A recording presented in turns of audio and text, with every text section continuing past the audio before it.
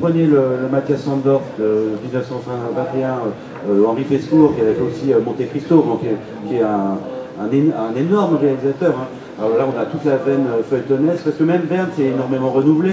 Il n'a pas fait que ce type de film de science-fiction, enfin d'histoire de science-fiction, exactement.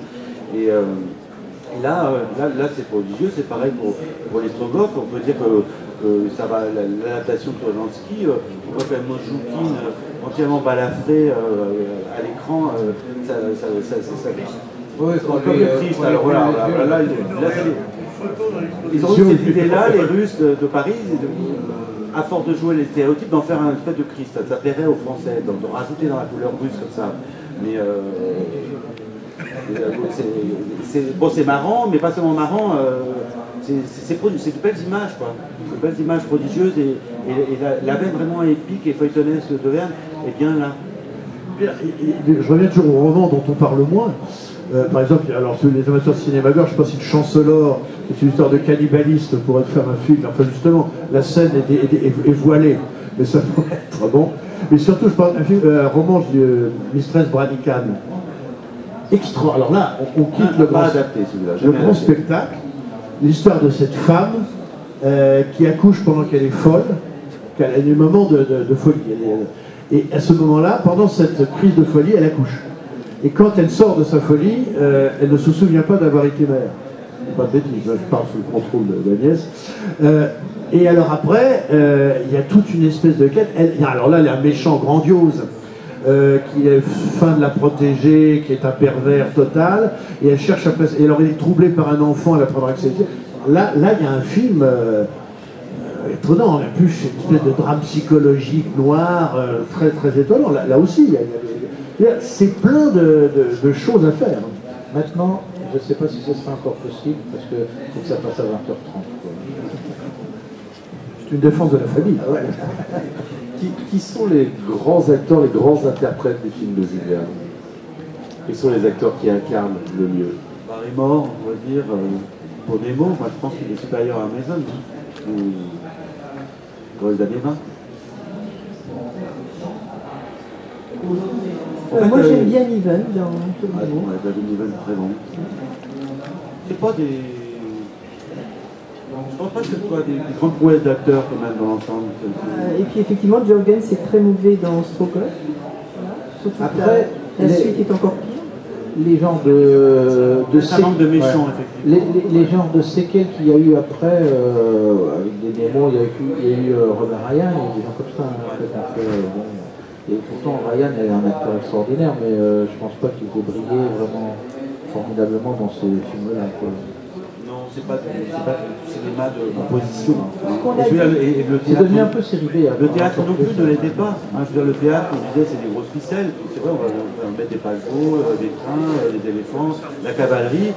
Voilà, c'est du grand spectacle. Hein. Ce qu'on a dit tout à l'heure, l'adaptation des Tribulations avec Belmondo, quelles que soient les libertés, à mon avis, un peu discutables, prises quelquefois par le scénario, en tout cas, les trouvailles du scénario pas toujours géniales, Belmondo est un bon héros. Oui, c'est vrai. Mais Ursula Andress, c'est très bien. Ursula Andress, c'est bien aussi. Et Mario David et Paul Prévost sont parfaits aussi. Mais bon, là, on va plus quand même, ça s'éloigne quand même vraiment tellement de Jules Verne, on va plus dire Tintin et tout ça. C'est un peu le sud de la mais... Non, les Tribulations, ça s'éloigne pas dans l'esprit de Jules Verne. Donc, oui, c'est le même, de ce point de vue. Ah non, puis même, ça rend bien ce que Jules Verne voulait rendre, c'est-à-dire cette espèce d'interrogation face à la vie, dans ses côtés absurdes, etc. Il n'y avait pas le côté comédie quand même, j'ai pas senti ça moi dans les Tribulations ouais. De Jules Verne ouais. Ah si. Pas senti ça, ouais. Il y a des films selon Jules Verne, d'après Jules Verne, puis il y a les films verniens. Moi je sais pas, par exemple Steam Boy, le dessin animé d'Otomo, et pour moi peut-être le plus grand film vernien de tous les temps pour l'instant. Cette espèce de grande rêverie steampunk autour des machines qui se dressent et qui à la fin, pendant 3/4 d'heure, on voit la machine s'effondrer et l'espèce d'apocalypse mécanique. Là, c'est un grand film. D'ailleurs, Otomo, que j'ai eu la chance de croiser pour la radio, est un personnage totalement vernien, au sens où il y a quand même un pessimisme technologique chez Jules Verne, et Otomo Quand il était enfant, il tirait son plaisir de faire des maquettes superbes et après de les détruire, ce qui est totalement vernien. Parce que toutes les grandes machines verniennes finissent à la casse ou dans le ravin ou terminées. Bon. Et Otomo était comme ça. Donc, il faut voir du côté des Japonais. Est-ce que, alors là, je ne sais pas, le tour de l'argent de là, est-ce qu'il y a eu beaucoup de tentatives verniennes chez les Japonais en animé ou en C'est plus plutôt, les Japonais, c'est toujours une espèce de, un peu comme tout le monde d'ailleurs, hein, c'est un peu le patchwork. Hein, donc, Ils vont picorer plutôt. Ouais. on picore, mais c'est vrai que c'est très présent. Hein, dans le la ciel, pista, tout ça, il y a des clins d'œil. Mais c'est vrai, le film, c'est sans doute le plus vernien de tous chez les Japonais.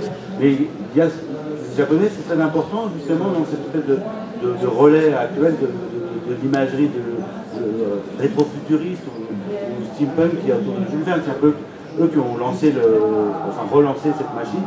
Et puis on revient maintenant aux adaptations rétro de Disney, de Zeman. Voilà, oui. Ils ont fait une version Atlantide, là, un peu. Ils avaient fait, les studios Disney avaient fait un Atlantide steampunk.